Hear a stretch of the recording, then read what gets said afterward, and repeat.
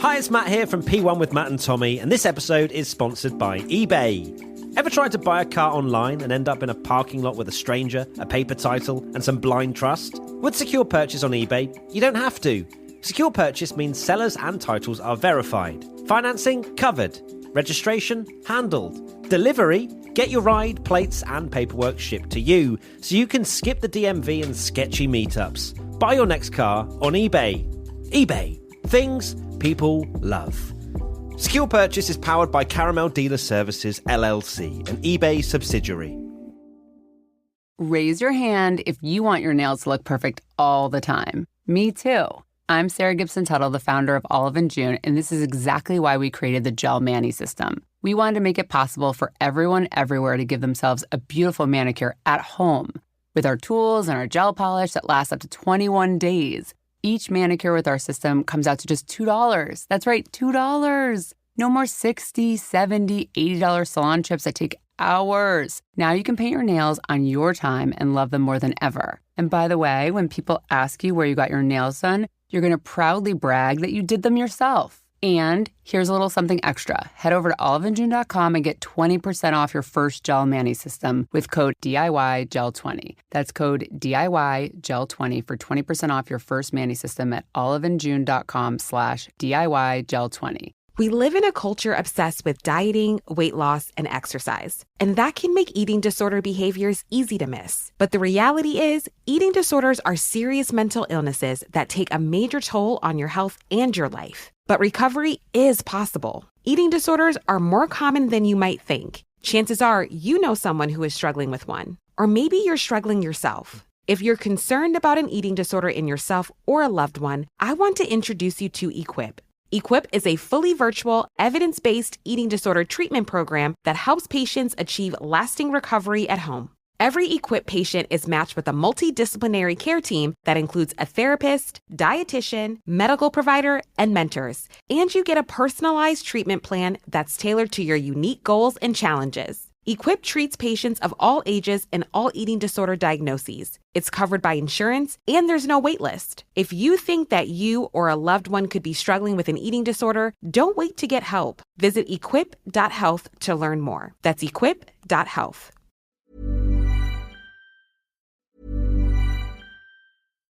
Hi, it's Matt here from P1 with Matt and Tommy, and this episode is sponsored by eBay. Ever tried to buy a car online and end up in a parking lot with a stranger, a paper title, and some blind trust? With Secure Purchase on eBay, you don't have to. Secure Purchase means sellers and titles are verified. Financing covered. Registration handled. Delivery, get your ride, plates, and paperwork shipped to you, so you can skip the DMV and sketchy meetups. Buy your next car on eBay. eBay. Things people love. Secure Purchase is powered by Caramel Dealer Services, LLC, an eBay subsidiary. Hi, it's Sarah Gibson Tuttle, the founder of Olive & June. Can I tell you the one thing that always makes my day better? A fresh manicure. But here's the thing. Who has the time or budget to go to the nail salon every week? That's why we created the Olive & June Gel Mani system. It gives you that same glossy, long-lasting mani you get at a salon for so much less. It comes with everything you need: a pro-level LED lamp, salon-grade tools, our damage-free gel polish that lasts up to 21 days. Just prep, paint, cure, and you're good to go. And the best part, it's so easy and super affordable. So skip that $80 salon appointment. Get that salon quality look at home on your schedule. Head to oliveandjune.com/DIYGEL20 and use code DIYGEL20 for 20% off your first Gel Mani system. That's oliveandjune.com/DIYGEL20. Code DIYGEL20 for 20% off your first Gel Mani system.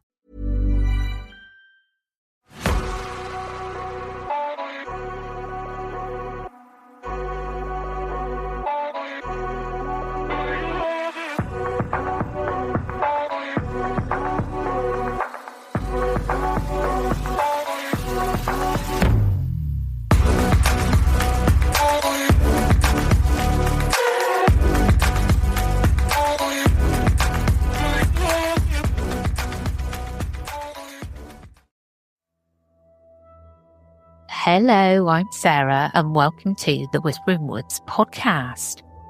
Toby isn't with me today. He's really busy this week, so I shall be handling all the episodes on my own. We have one long story today, and it's all about the Hmong people and the TSOG. It's a great story. I've been wanting to share it for a while, but I did briefly cover it in the book, so I thought I'd leave it. And today is the day. But first of all, we have a new patron. Kirsten Peterson. Thank you so much for joining the Patreon, Kirsten. We really appreciate your support. If you'd like to support the podcast, you can do so by visiting patreon.com/The Whispering Woods, where we have the mermaid tier for £1. You can support the podcast and you get a shout out on the show. The £2.50 is the Goblin tier, and you get to listen to all of the Whispering Woods podcast episodes ad-free. And for £4.50 a month, you get to listen to all of the Whispering Woods plus the After Dark episodes ad-free. They are a little bit in advance as well. And we are on Apple Premium, where for $4.99 a month, you can listen to all episodes ad-free. And I have some reviews to read. This one is quite a long one. Amazing creepy stories. Hi, Sarah. My name is Ryland Hannum, and I'm from Albuquerque, New Mexico. And I am a big paranormal supernatural fan and a big believer. That's why I'm so glad that I came upon your podcast, The Whispering Woods, because I love listening to your paranormal supernatural stories when I go to bed at night in the dark. I don't get that scared at all because your stories help me sleep better and help me with my anxiety disorder. I'm really sorry to hear that, Roland, about your anxiety. It's awful, isn't it? I suffer with that a bit myself. I truly believe all the paranormal stories that you tell on your Whispering podcast are real, like you do. And I have had many strange experiences that I truly believe were paranormal, like in my house, that I would love to share with you and your awesome son and send to you on email if that's okay with you guys. That would be wonderful. And also I love the duo that you have with your son on some of your Whispering Woods episodes, because it sounds like you guys have a really good time together when your son joins you. Anyways, thank you so much for all your amazing paranormal stories. Anyways, you take care. I wish you all the best. From Ryland Hannum. P.S. I love your British accent, Sarah, because I am part British myself. Oh, thank you. And yay, British. And another one, and this is from Sati07. And this says, love. I love this podcast. How am I only finding it now? Everyone should listen for some great banter and spooky fun. Oh, thank you so much, Sati07. I really appreciate that. And the next one is from Bye Bye Ugly and says, always fun. The best paranormal podcast out there. So fun, always interesting, and delightfully spooky. Thank you so much, all of you. I really love reading the reviews. I discard the negative ones now and just focus on the good ones. So thank you so much. Just a little bit of news. We are hurriedly getting ready now for YouTube and the launch of that, which will be at the end of this month, possibly beginning of February, so over the next couple of months. And we'll just be starting with the Reddit episode, so I will have some company. I'll be joined by Rog, that you've no doubt all heard about. He's my partner. He's great. And he is going to join me on the sofa whilst we chat and tell stories. Right. Let's get straight into it, shall we? Are you ready for the story? It's midnight in 1981. In a small apartment half a world away from their homeland, a Hmong family jolts awake to a blood-curdling scream. The father rushes down the narrow hall and bursts into his son's room. He finds the young man tangled in his bedsheets, his eyes bulging with terror. The son gasps for air, as if an invisible weight is crushing his chest. His mother cries out his name, but he doesn't seem to hear. In the dim light, his face contorts in panic. Then, as suddenly as the scream began, it stops. The room falls silent. The sun lies unnaturally still. His parents shake him, desperate for a response. But it's too late. Their boy, healthy and strong yesterday, is gone, claimed by something unseen in the dark. They stand trembling in disbelief. There's no blood. There's no wound. There's no sign of a struggle beyond the fear frozen on their son's face. Only the faint scent of spilled coffee hints at his futile battle to stay awake. A hidden coffee pot still warm in the closet, revealed when his father's foot knocks the door ajar. The parents cling to each other, crying as the realization sinks in. The nightmare their son feared has followed them into the waking world. In Hmong, there is a word for what might have happened here. TSOG. Tonight in this silent room, it seems the TSOG has struck again. Among the Hmong people's ancient beliefs, there are spirits that walk in both the visible world and the realm of dreams. The most feared of these entities is known as TSOG, sometimes called Song or Sog Suam. In Hmong folklore, TSOG is a sinister sleep demon, a nocturnal pressing spirit that preys on those who have lost favour with the spirit world. Elders say it comes in the dead of night, a vengeful female presence that slips into the room like a wisp of dark fog. It settles on the sleeper's chest, trapping them, and slowly crushes or strangles the breath from them until they can no longer scream or even breathe. A victim is pinned in place by an invisible weight, eyes open in terror, utterly aware but unable to move. Those who neglect the old ways are said to draw the TSOG's wrath. The Hmong have traditionally been animist, believing that ancestral spirits protect their families in everyday life. To keep those protective spirits strong, you must honour them with rituals, offerings and reverence. Failure to do so, forgetting a ritual, neglecting to sacrifice to the ancestors or village spirits, leaves you exposed. When the Hmong don't worship properly, the ancestor spirits do not want to guard them. That's why the evil spirit is able to come and get them. A Hmong man explained of TSOG's attacks. The TSOG targets such lapses, acting as a brutal enforcer of spiritual obligations. In stories, it often appears as a phantom woman with a twisted, vindictive face, punishing those, especially men, who have not fulfilled their sacred duties to family and tradition. This night hag-like demon has counterparts in many cultures. The old hag of European lore that sits on sleepers' chests comes to mind.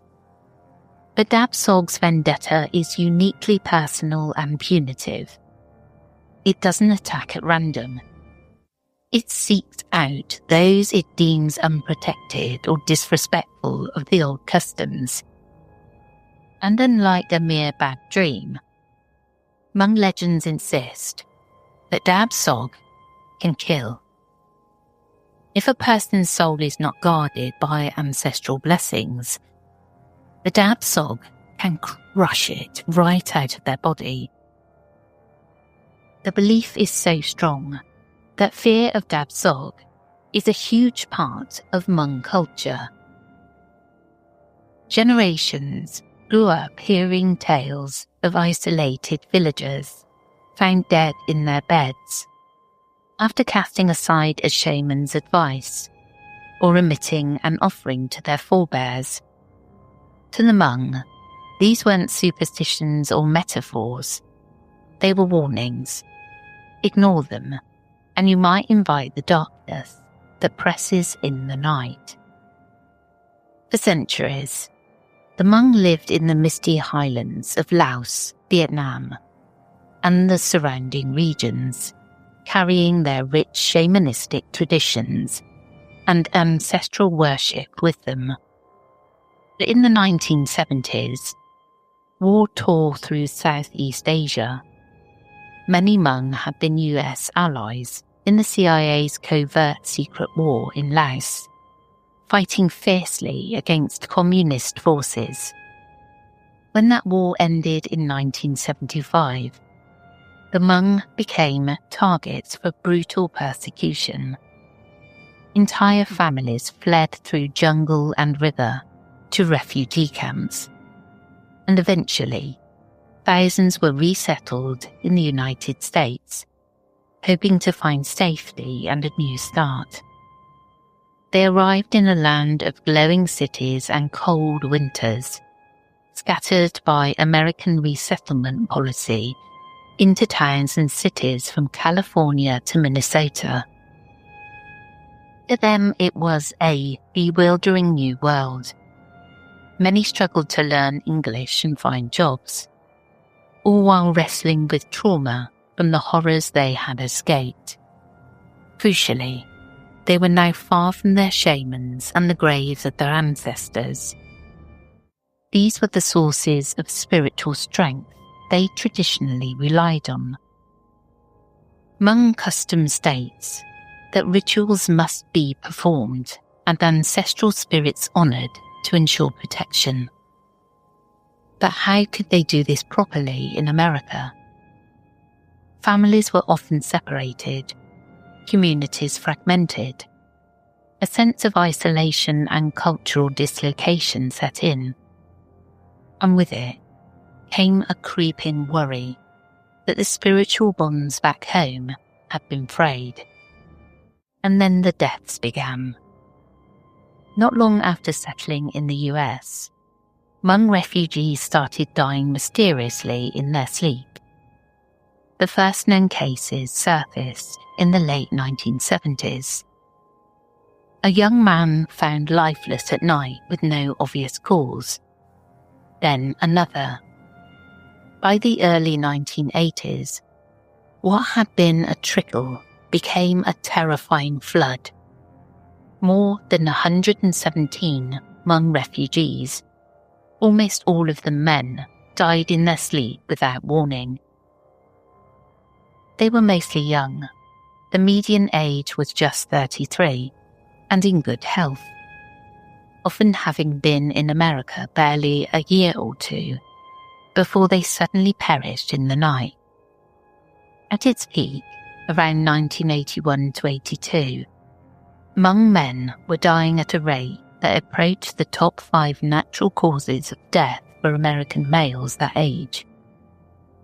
The community was shaken to its core. These were sons, brothers, husbands, who had survived war and hardship, only to lose their lives inexplicably in the one place they thought they were safe, their own beds. American authorities were baffled. Medical examiners could find no clear reason for these nocturnal deaths. Autopsies revealed little beyond unexpected cardiac failure. The hearts of these men had simply stopped. There was no sign of foul play, no sign of chronic illness, nothing. In their confusion, doctors coined a catch-all name: Sudden Unexpected Nocturnal Death Syndrome, or SUNS.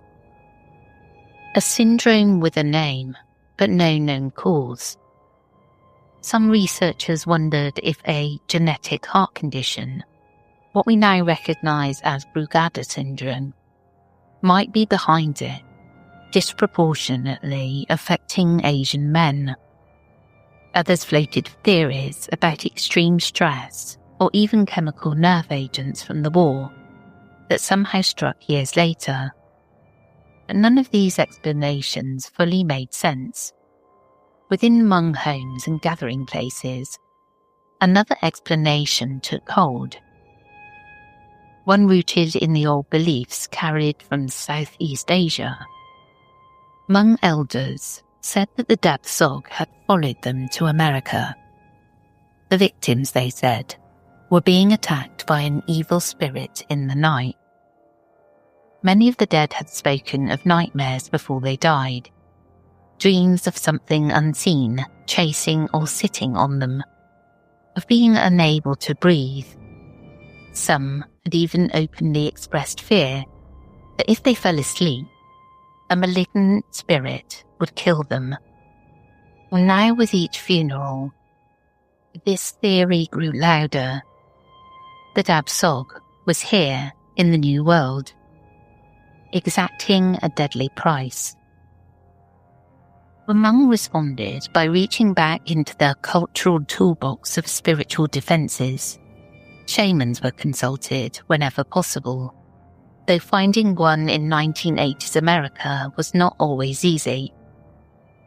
In Laos, if a person suffered a nightmare attack, known as Sog Suam in Hmong, the shaman would perform an elaborate ritual, travelling in the spirit realm to negotiate with or battle the offending spirit.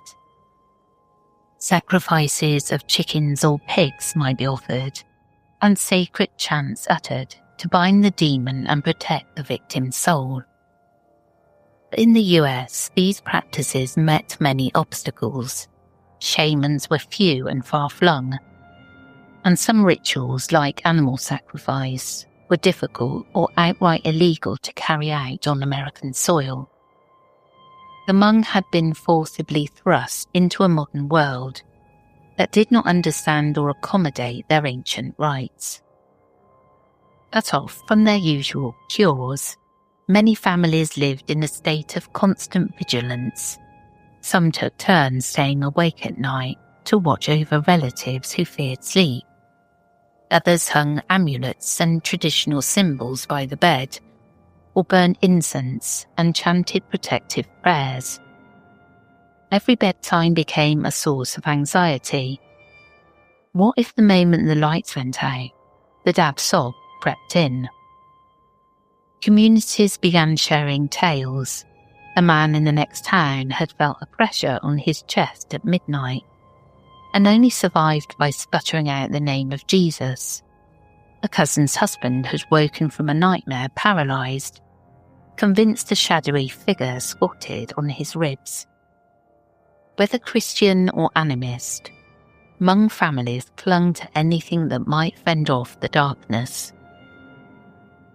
Some men resorted to an extreme form of trickery, remembering that TSOG was described as a female spirit who targeted the men, failing in their spiritual duties. A few clever and desperate souls tried to fool the demon. They went to bed wearing women's clothing, hoping that if the TSOG entered their room, it might not recognise them as men and would leave them alone. Grown men donning dresses or long wigs before sleep. It speaks to how real the threat felt to them. These were proud fathers and warriors who had braved minefields and bullets in their homeland. Yet here they were, hiding from a vengeful ghost like frightened children. That they would go to such lengths is a testament to the terror that the TSOG legend instilled. The Hmong firmly believed the cause was supernatural, and as one account put it, they saw these events as a vindictive woman's spirit who traps and crushes them, and they never awake. If disguising yourself could throw the demon off your scent, it was worth the attempt. Reports also circulated of families rearranging sleeping arrangements, men sleeping surrounded by family members, or switching beds without notice, as if they could outwit the demon by confusing it. Some who survived close calls recounted how they managed to move just a finger or whisper a prayer to break the spell of paralysis at the last second, waking up gasping and crying with gratitude. The Hmong language even had a phrase for these nocturnal attacks. TSOG suam los lum. Roughly, the spirit crush has come. It was no longer an abstract folk tale. It was happening in real time. And as the community sounded the alarm, even non-Hmong neighbours and local newspapers began to take notice of the strange phenomena in their midst. To the outsiders, what was unfolding seemed like a horror story come to life. Imagine being a doctor in 1981, treating a refugee patient who insists the dream spirit is trying to murder him. Night after night, he refuses to sleep, guzzling coffee and pinching himself to stay awake. You might be tempted to dismiss it as trauma-fueled insomnia, until that patient too is found dead at dawn, with no medical cause you can pinpoint. This is exactly what happened in case after case. One well-documented victim, a young man who had survived the Khmer Rouge genocide, was so afraid of his nightmares that he refused to sleep for days, telling his parents something evil would kill him if he did. He secretly stashed away the sedatives a doctor had given him, and instead kept a hidden coffee pot to wake himself when drowsiness hit. His parents begged him to rest, but he wouldn't. Only when utter exhaustion overcame him did he finally collapse into sleep. That night the terrible screams came, and by the time his family reached him, he was dead, just as he'd feared. Under his pillow, they found the untouched sleeping pills. In his closet, the still warm coffee pot. Headlines spoke of a nightmare syndrome killing healthy Southeast Asian men. By then, over 100 lives had been lost, and the sense of panic was palpable. One article dubbed the phenomenon Asian death syndrome, later clarified to the slightly less blunt SUNS.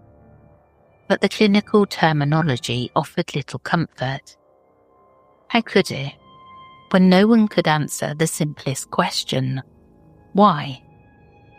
The US Centers for Disease Control investigated, yet no medical consensus emerged beyond noting a statistical anomaly. Meanwhile, in Hmong homes, the answer seemed obvious. An age-old spirit battle was playing out, one that doctors schooled in Western science had no language or tools to fight. Hmong families doubled down on their traditions in hopes of lifting what they now called the curse of TSOG. Some organised small gatherings to conduct substitute rituals for the ones they could no longer perform back in Laos. They would improvise altars in American living rooms. A pig's head or a chicken might be obtained from a farm or a Chinatown market when legal. Incense sticks planted in bowls of rice, elders praying in Hmong for ancestors' understanding. These ceremonies begged forgiveness for any lapses in honouring family spirits due to the chaos of war and relocation. Communal feasts were held to feed and appease wandering souls that might have followed them or been left behind unfulfilled. In essence, the Hmong were saying to the spirit world, please protect us, we haven't forgotten you. We're just struggling to keep our customs alive. Some Christian Hmong converts, for many have converted to Christianity, either in the refugee camps or after coming to the US, turned to their new faith for solace. They would hang crucifixes above beds or sleep with a Bible under the pillow, invoking Jesus' name to ward off the TSOG. Interestingly, whether Christian or animist, the Hmong universally acknowledged the TSOG by name. It was an enemy everyone feared, no matter their religion. In one sense, the demon had become a unifying force in the community, a shared terror that transcended differences. Night after night, Hmong men fought an intimate war against an unseen foe. And from an outsider's perspective, it might have looked like a collective hysteria or a mass psychosomatic event.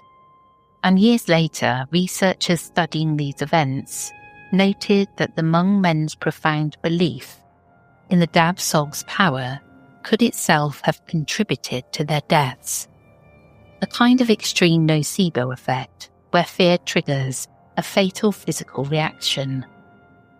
One academic wrote that, in a sense, the Hmong were killed by their beliefs in the spirit world, even if the mechanism of their deaths was likely an obscure genetic cardiac arrhythmia. The Hmong have a saying, "Fear is half of death." During those years, fear was a poison in the blood of the community. And so the battle with TSOG continued. Night by night, each funeral added urgency to finding a way to break the curse. It wasn't only the Hmong who sought answers. American friends, doctors, and even those that study the paranormal grew fascinated and horrified by the tale. The rash of Hmong sleep deaths did not go unnoticed by pop culture. It's no coincidence that in 1984, Hollywood gave us A Nightmare on Elm Street, the film about a demon who slays people in their dreams. The film's creator, Wes Craven, admitted he was inspired by newspaper stories of Hmong refugees who died screaming in their sleep. Craven added his own twist, a clawed bogeyman named Freddy, but the heart of the story came from the Hmong nightmare. Then, almost as mysteriously as it all began, the dark spell lifted. By the mid-1980s, reports of new unexplained sleep deaths among Hmong refugees dwindled and then ceased. The epidemic of nightmares just ended. But why did the deaths taper off and stop by the mid-1980s? It's a question that still puzzles both the Hmong and scientists. Perhaps the community gradually re-established its spiritual equilibrium, reconnecting with rituals, maybe even simply finding comfort and solidarity in shared belief, enough to dispel the TSOG's hold. Perhaps the most vulnerable, those most shaken by displacement and trauma, had tragically already been taken, and the next wave of refugees arriving later had stronger support networks or better medical screening for heart conditions. There is no definitive answer. Later waves of Hmong refugees, those who came to the US in the 90s and 2000s, did not experience similar clusters of night deaths. And of course, many will say that it was the TSOG, no more, no less, and that eventually, through faith and ritual, they drove the demon away. Raise your hand if you want your nails to look perfect all the time. Me too. I'm Sarah Gibson Tuttle, the founder of Olive & June, and this is exactly why we created the Gel Mani system. We wanted to make it possible for everyone everywhere to give themselves a beautiful manicure at home.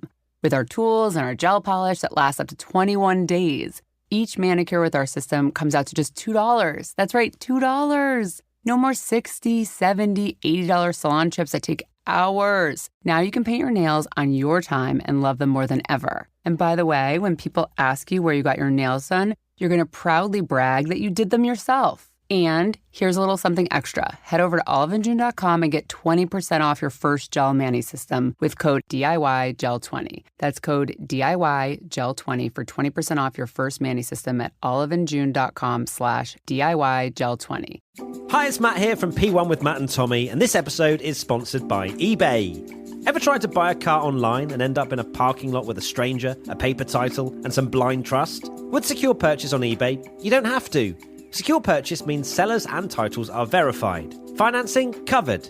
Registration handled. Delivery, get your ride, plates and paperwork shipped to you so you can skip the DMV and sketchy meetups. Buy your next car on eBay. eBay. Things people love. Secure Purchase is powered by Caramel Dealer Services, LLC, an eBay subsidiary.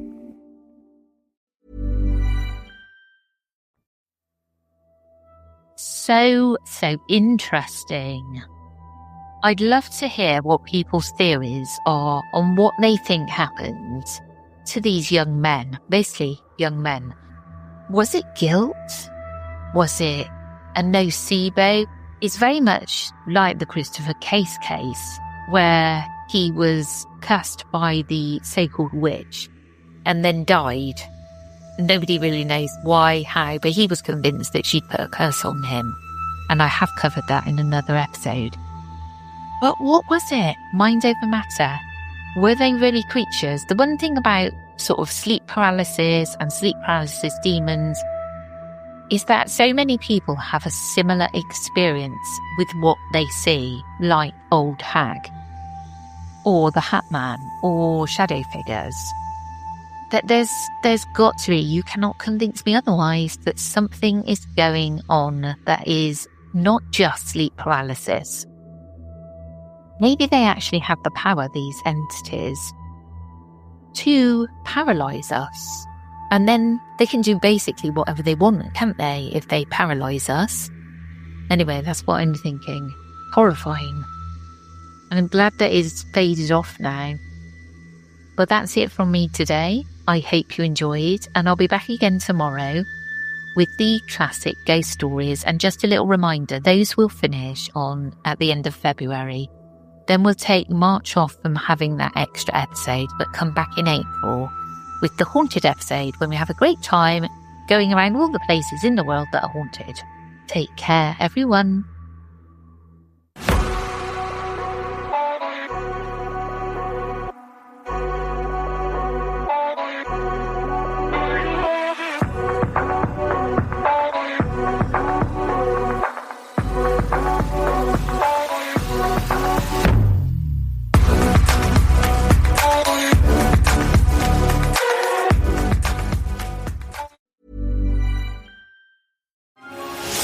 In a world where January is supposed to be boring, one staple of the holidays refuses to end.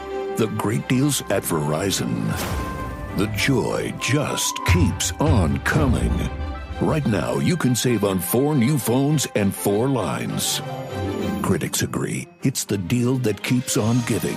Come into Verizon and save on 4 new phones and 4 lines on unlimited welcome. Additional terms apply. See Verizon.com for details. Youth mental health is a complex challenge that requires comprehensive solutions. We must strengthen after-school programs. We must make digital literacy tools available in our schools. We must work with mental health professionals to support children. And we must empower mentors, educators, and parents to keep kids happy. Learn more about our commitment to finding lasting solutions at empowerourfuturecoalition.com/solutions. Paid for by the Coalition to Empower Our Future. Fall is all about cozy comforts, and with Hero Bread, you can enjoy all your favorites and still hit your health goals. From breakfast bagels and meal prepped enchiladas to mouth-watering burgers and cheesy noodles. You won't believe Hero Bread's options have 0 to 5 grams net carbs and are high fiber from the taste and texture. And right now, Hero Bread is offering 10% off your order. Go to hero.co and use code FALL25 at checkout. That's FALL25 at HERO.co. All figures are per serving of Hero Bread. Contains 2 to 18 grams of fat per serving. See the product nutrition panels on hero.co for more information. The stories told on the Whispering Woods are inspired by historical records, witness reports, and local folklore. While every effort is made to research and represent events accurately, some details, names, and locations may differ from official accounts or have been changed out of respect for those involved. These episodes are created for storytelling and entertainment purposes and should not be considered definitive fact or investigative journalism.